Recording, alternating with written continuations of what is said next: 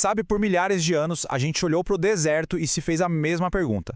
Como é que uma civilização antiga, sem a nossa tecnologia, conseguiu erguer monumentos tão gigantescos e perfeitos? A resposta, que está aparecendo em novas descobertas, é bem mais surpreendente do que se imagina.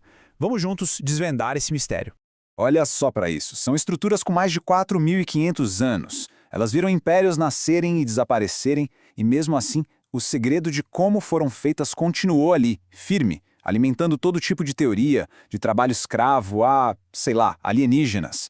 Mas para entender como elas foram construídas, a gente precisa primeiro sentir a escala monumental da coisa.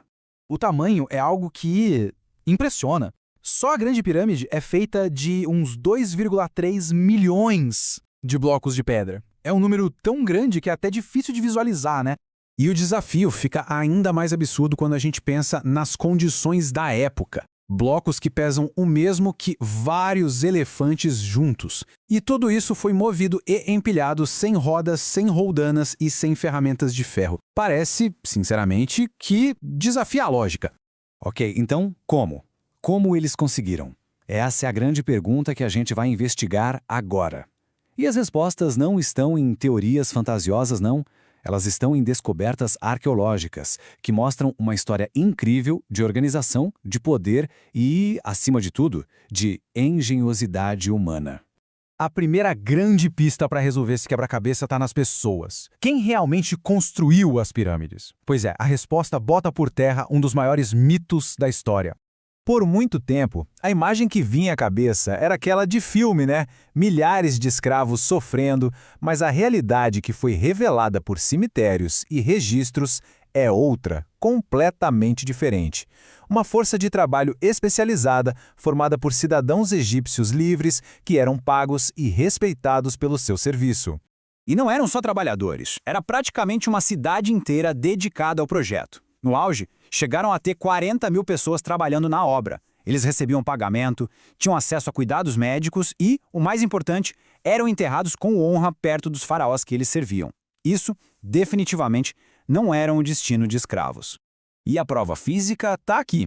As escavações revelaram uma vila completa, com padarias, oficinas, alojamentos, uma cidade planejada de verdade, com toda uma infraestrutura para sustentar essa galera que estava erguendo os monumentos. E claro, todo grande projeto precisa de grandes líderes. E aqui a gente conhece figuras como Emunu, que provavelmente foi o arquiteto da Grande Pirâmide, e Ankaf, seu sucessor. Eram eles os mestres da logística, os caras que coordenavam essa operação gigantesca com uma precisão que, sinceramente, é de cair o queixo. Com a equipe organizada, o próximo desafio era absurdo. Como eles conseguiram mover milhões de toneladas de pedra no meio do deserto? A resposta para isso estava escondida debaixo da areia. Literalmente, cientistas descobriram um antigo braço do rio Nilo, o chamado Ahramat, que corria exatamente até o pé do Planalto de Gizé.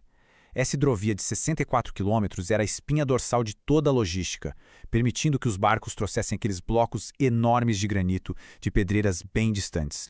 Mas e para tirar os blocos da beira do rio e levar até a obra? A solução, encontrada num desenho antigo dentro de uma tumba, foi elegantemente simples.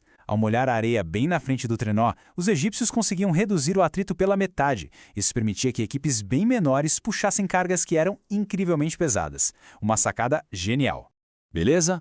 Os blocos chegaram no local da construção. Mas o maior desafio ainda estava por vir. Como é que eles foram levantados a uma altura que equivale a um prédio de 50 andares? E não era só uma questão de ir empilhando, não. A precisão era fundamental.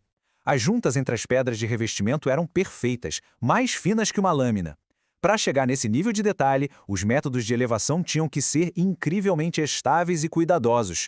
A teoria mais aceita é que eles usaram rampas, mas o formato exato delas ainda gera muito debate. Seria uma rampa reta gigantesca ou uma que ia dando a volta na pirâmide, em espiral, ou, como sugerem as teorias mais recentes, uma genial rampa interna que subia por dentro da construção conforme ela mesma crescia.